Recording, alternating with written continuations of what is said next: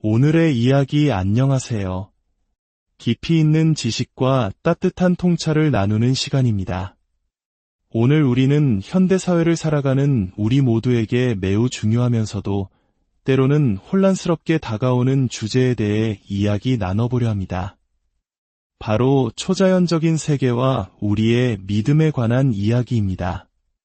오늘 이 이야기가 여러분의 마음에 깊은 울림과 위로를 주고 혹시 신앙의 길에서 지쳐있다면 새로운 힘을 얻는 계기가 되기를 소망합니다. 만약 이 시간이 여러분에게 은혜가 된다면 구독과 좋아요를 통해 이 귀한 나눔을 주변 분들과 함께 해주세요. 여러분의 작은 실천이 하나님의 은혜가 더 널리 퍼져나가는 통로가 될 수 있습니다. 주님의 이름으로 여러분 모두를 축복합니다. 우리는 과학과 이성이 세상을 지배하는 시대에 살고 있습니다. 눈에 보이지 않는 것, 과학적으로 증명할 수 없는 것은 미신이나 구시대의 유물로 치부되기 쉽습니다. 이러한 시대 정신은 약 200년 전 계몽주의라는 거대한 사상적 흐름에서 시작되었습니다. 계몽주의는 인간의 이성을 최고의 가치로 여기며 세상의 모든 현상을 합리적으로 설명할 수 있다고 믿었습니다.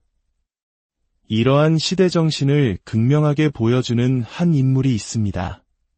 바로 미국의 3대 대통령이었던 토머스 제퍼슨입니다. 그는 1820년 77세의 나이에 아주 독특한 작업을 시작했습니다. 성경과 면도칼을 들고 신약 성경의 마태, 마가, 누가, 요한복음을 한 줄 한 줄 읽어 내려갔습니다. 그리고는 예수님의 기적, 예수님의 신성에 관한 모든 구절을 면도칼로 잘라내 버렸습니다. 동정녀 탄생, 오병이어의 기적, 물 위를 걷는 사건, 그리고 가장 핵심인 부활까지 그가 남긴 것은 오직 예수님의 도덕적 가르침뿐이었습니다. 이렇게 만들어진 책은 오늘날 제퍼슨 성경이라고 불립니다. 제퍼슨은 기독교를 구원하려 했던 것이 아닙니다. 그는 기독교인이 아니었을 가능성이 높습니다. 다만 그는 예수님의 도덕적 가르침이 사회를 더 나은 곳으로 만들 수 있는 지혜라고 생각했습니다. 하지만 기적과 같은 초자연적인 현상은 이성적으로 받아들일 수 없는 허튼 소리라고 여겼죠. 슬프게도 오늘날 많은 그리스도인들이 입술로는 기적을 믿고 전능하신 하나님을 고백하면서도 실제 삶은 마치 제퍼슨 성경을 따르는 것처럼 살아갑니다. 주일에는 동정녀 탄생과 예수님의 부활을 찬양하지만 월요일부터 토요일까지의 삶에서는 마치 그런 기적들이 우리와는 상관없는 오래된 동화 이야기인 것처럼 행동합니다. 하나님께서 주신 초자연적인 능력과 은사를 삶의 변두리로 밀어내고 오직 자신의 힘과 이성만을 의지하며 살아가는 것이죠. 하지만 인간은 본질적으로 영적인 존재입니다. 우리가 사는 이 세상은 눈에 보이는 물질 세계가 전부가 아닌 영적인 힘이 작용하는 신비로운 공간입니다. 우리가 하나님으로부터 오는 참된 영적인 세계를 외면하고 밀어낼수록 그 빈자리는 다른 왜곡되고 위험한 것들로 채워지게 됩니다. 최근 서구 사회를 중심으로 뉴에이지 사상이 급격히 퍼지는 것을 보면 알 수 있습니다. 타로나 점성술, 정체불명의 에너지나 수정의 힘을 믿는 행위들이 유행처럼 번지고 있습니다. 이것들은 모두 인간의 영적인 갈망이 잘못된 방향으로 표출된 것입니다. 성경은 이러한 것들을 명백히 악하고 마귀적인 것이라고 경고합니다. 무심코 시작한 작은 호기심이 우리 삶에 어떤 어두운 영향력을 초대하게 될지 우리는 알 수 없습니다. 흥미로운 점은 이러한 세상은 마법이 풀린 합리적인 공간이라는 생각이 전 세계적으로 볼 때 오직 서구 사회에만 국한된 매우 독특한 관점이라는 것입니다. 제가 아시아나 아프리카의 여러 나라를 방문했을 때 그곳 사람들은 세상을 영적인 세계로 이해하는 것이 너무나 당연했습니다.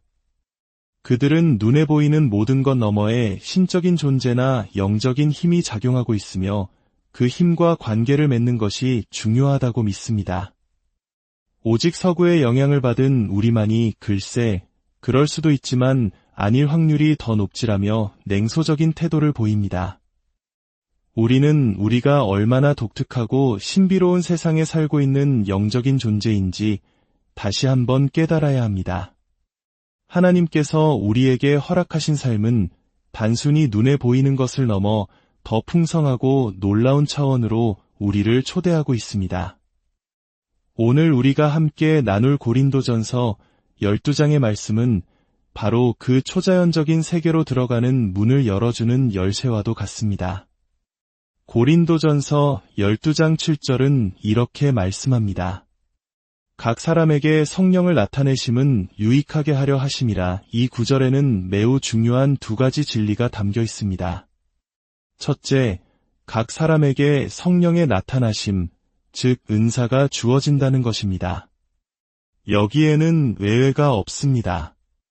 지금 이 말씀을 듣고 있는 당신에게도 하나님께서는 특별한 영적 선물을 주셨습니다. 둘째, 그 선물은 유익하게 하려 하심이라, 즉 공동의 유익을 위한 것이라는 점입니다.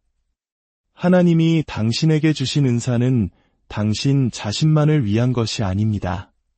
그것은 바로 우리, 즉 교회 공동체와 세상을 섬기기 위해 주어진 것입니다.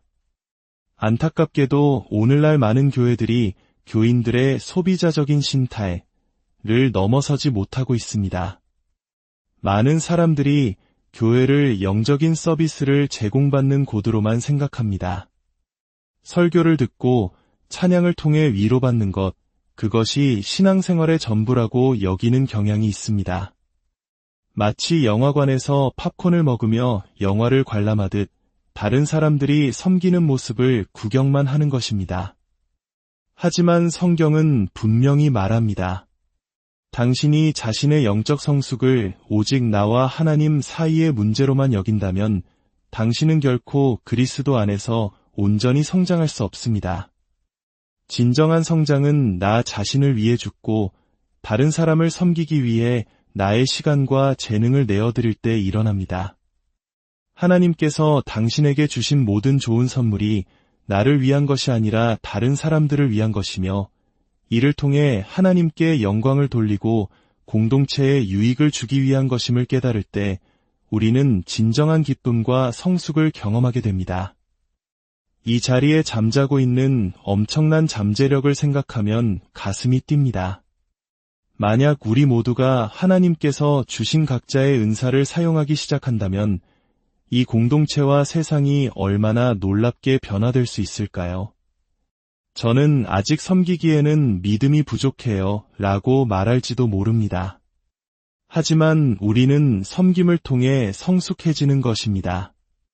섬김을 통해 자신을 부인하는 법을 배우고 그 과정에서 하나님을 더 깊이 경험하게 됩니다.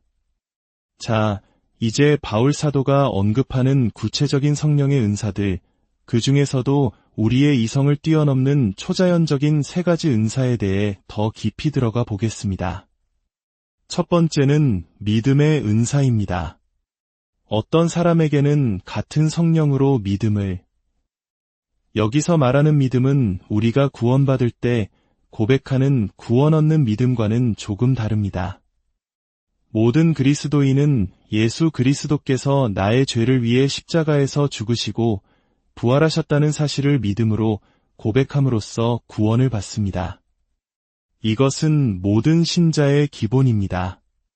하지만 믿음의 은사는 그것을 넘어선 특별한 선물입니다. 성경 사전에서는 이 은사를 이렇게 정의합니다. 대부분의 사람들에게는 불가능해 보이는 상황 속에서도 마땅히 해야 할 일을 내다보고 하나님께서 그것을 반드시 이루실 것이라고 신뢰하는 능력, 이 은사를 가진 사람들은 절망적인 상황 속에서도 희망을 잃지 않는, 때로는 짜증날 정도로 긍정적인 사람들입니다. 그들 눈에는 문제나 장애물이 보이지 않습니다. 오직 하나님께서 자신의 위대하심과 영광을 드러내실 기회만 보일 뿐입니다. 예를 들어 최장한 말기 판정을 받은 상황에서도 이번 일을 통해 하나님께서 얼마나 놀랍게 역사하실지 정말 기대된다. 라고 말하는 사람들입니다. 그들은 어떤 시련의 파도에도 흔들리지 않고 오직 만물의 주관자이신 하나님, 그분께는 불가능이 없다는 사실만을 굳게 붙잡습니다. 솔직히 저는 이 은사가 더 많았으면 좋겠습니다. 때로 저는 의심이 많습니다. 그래서 아픈 사람을 위해 기도할 때 함께한 사람들과 먼저 우리의 의심을 고백하는 시간을 갖기도 합니다. 하나님, 솔직히 제 마음속에는 의심이 있습니다. 지금 이 순간 하나님께서 기적적으로 이 사람을 치유하실 수 있다는 것을 온전히 믿지 못하는 제 연약함을 고백합니다. 제 믿음 없음을 불쌍히 여기시고 믿음을 더하여 주시옵소서. 믿음은 은사입니다. 그리고 하나님께서는 우리가 구할 때 이 선물을 주시기를 기뻐하시는 분입니다. 두 번째는 치유의 은사입니다. 어떤 사람에게는 한 성령으로 병 고치는 은사를. 여기서 치유라는 단어는 단순히 육체의 질병을 고치는 것만을 의미하지 않습니다. 원어의 의미는 온전하게 만들다에 가깝습니다.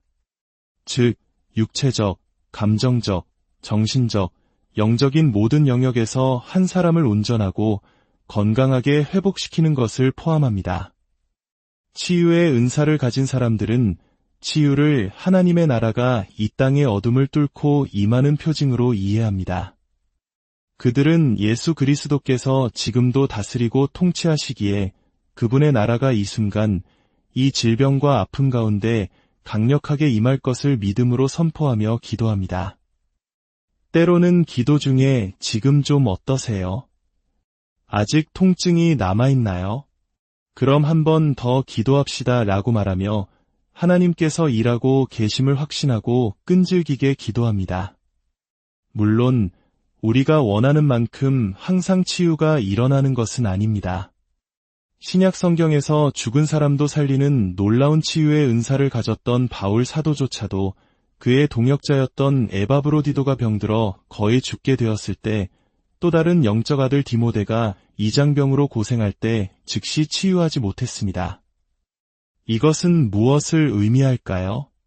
치유는 인간의 능력이 아니라 전적으로 하나님의 주권에 달려있다는 것을 보여줍니다.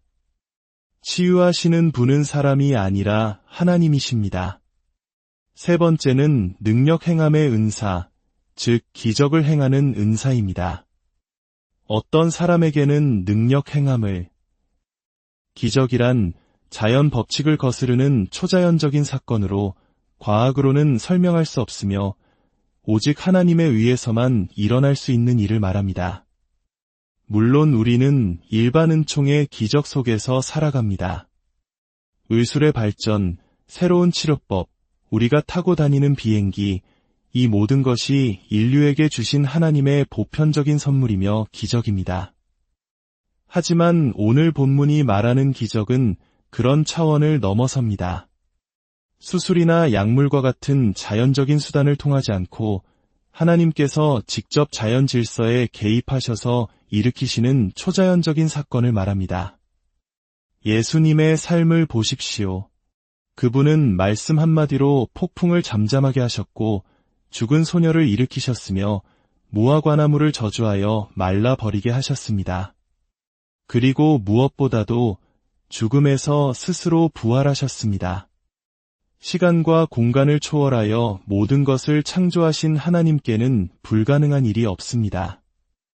우리는 그 하나님이 지금도 우리 가운데서 놀라운 기적을 행하시는 분임을 믿습니다. 저희 교회 공동체 안에서도 이러한 하나님의 살아계심을 증거하는 놀라운 일들이 있었습니다. 저희 교회의 집사님이신 로저와 린다, 로우 부부의 이야기입니다. 린다는 식도암 진단을 받았습니다. 온 교회가 그녀를 위해 간절히 기도했고 힘든 항암 치료와 수술을 받았습니다. 감사하게도 치료는 성공적이었습니다. 우리는 의술이라는 일반 은총을 통해 역사하신 하나님께 감사하며 기뻐했습니다. 하지만 얼마 지나지 않아 더 절망적인 소식이 찾아왔습니다. 회복 중이던 린다에게 극심한 허리 통증이 찾아왔고 검사 결과 암이 척추까지 전이되었다는 사실을 알게 되었습니다. 의사는 암말기이며 남은 시간이 9개월에서 1년 정도라고 말했습니다. 이제는 치료가 아닌 고통을 줄여주는 완화 치료에 들어가야 한다고 했습니다. 모든 희망이 사라진 것 같던 그때 추가적인 검사를 위해 PET 스캔을 예약했습니다. 남편인 로저는 스캔을 받는 날 아침 기도 모임과 모든 지인들에게 간절한 기도 요청을 보냈습니다. 오늘 린다의 몸이 깨끗하게 치유되도록 PET 스캔 결과가 깨끗하게 나오도록 기도해 주십시오. 그날 오후 검사를 마치고 집에 돌아오자마자 의사에게서 전화가 걸려왔습니다. 의사는 당황한 목소리로 말했습니다. PET 스캔 결과 암세포가 전혀 보이지 않습니다. 깨끗합니다. 의료진은 믿을 수 없었습니다. MRI 사진에는 분명히 암이 있었기 때문입니다. 그들은 마지막 확인을 위해 2주 후에 조직 검사를 진행하기로 했습니다. 기다리는 2주 동안 로저는 두려운 마음도 들었지만 만약 조직 검사 결과가 나쁘게 나오면 바보처럼 보일지라도 나는 하나님께서 이미 치유하셨다는 사실을 선포하겠다고 결심했습니다. 그리고 2주 후 조직 검사 결과는 완벽하게 깨끗함이었습니다. 이것은 하나님께서 지금도 살아 역사하시며 우리의 기도를 들으시고 불가능을 가능케 하시는 기적의 하나님이심을 보여주는 분명한 증거입니다. 하지만 우리는 정직해야 합니다. 저는 지난 20년간 목회를 하면서 이런 기적적인 치유를 수십 번 목격했지만 동시에 수백 번의 장례식을 집례했습니다. 왜 어떤 기도는 응답받고 어떤 기도는 그렇지 않을까요? 깨어지고 타락한 이 세상 속에서 하나님의 백성인 우리는 이 문제를 어떻게 받아들여야 할까요? 두 가지 잘못된 태도가 있습니다. 첫째는 당신이 낫지 않는 것은 당신의 믿음이 부족하기 때문이라고 말하는 것입니다. 이것은 잔인하고 비성경적인 거짓말입니다. 둘째는 기적을 구하기는 하지만 혹시 하나님이 들어주시지 않을 경우를 대비해 하나님을 변호하려는 듯한 소극적인 태도입니다. 하나님, 능력이 있으시면 고쳐주시옵고 와 같이 하나님을 마치 연약한 존재처럼 보호하려는 기도입니다. 성경은 우리에게 올바른 믿음의 자세가 무엇인지 보여줍니다. 다니엘서 3장에 나오는 사드락, 메삭, 아벳느고의 고백입니다.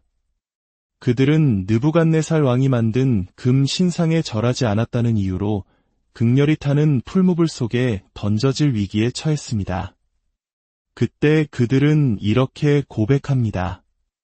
왕이여, 우리가 섬기는 하나님이 계시다면 우리를 맹렬히 타는 풀무불 가운데에서 능히 건져내시겠고 왕의 손에서도 건져내시리이다.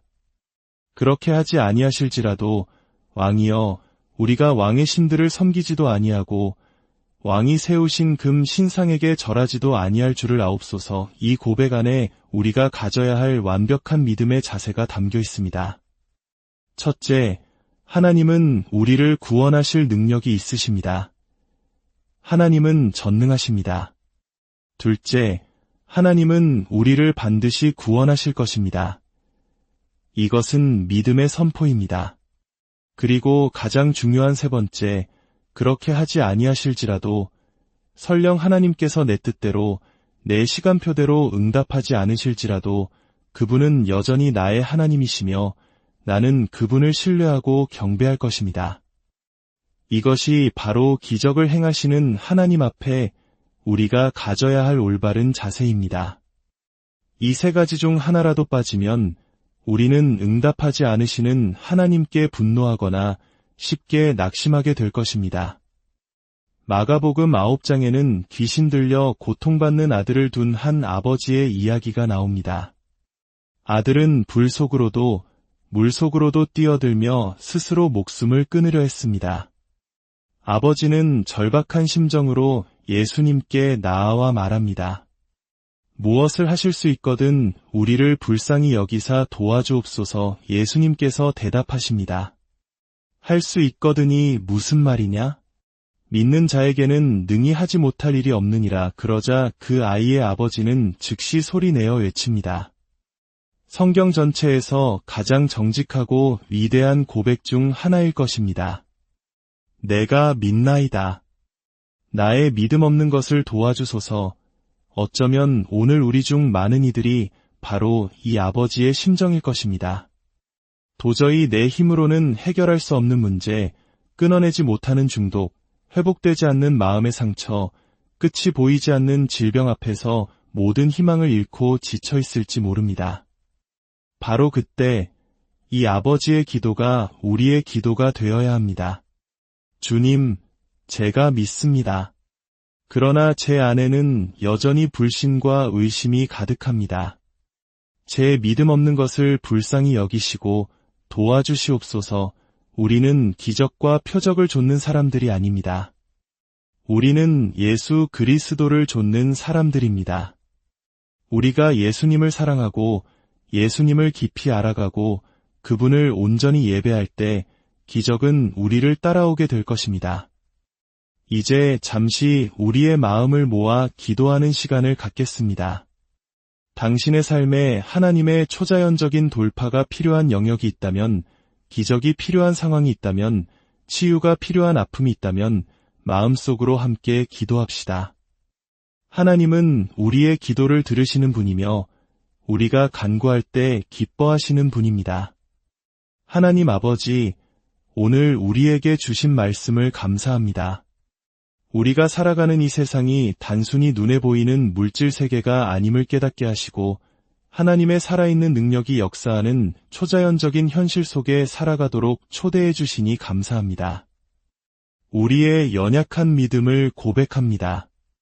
아버지의 절규처럼 내가 믿나이다. 나의 믿음 없는 것을 도와주소서라고 외칩니다. 우리의 의심을 긍휼히 여겨주시고 흔들리지 않는 믿음을 더하여 주시옵소서. 지금 이 시간 각자의 삶의 자리에서 기적이 필요한 이들에게, 치유가 필요한 이들에게 주님의 놀라운 능력으로 임하여 주시옵소서. 모든 것을 하나님의 선하신 뜻에 맡기며 우리를 구원하신 예수 그리스도의 이름으로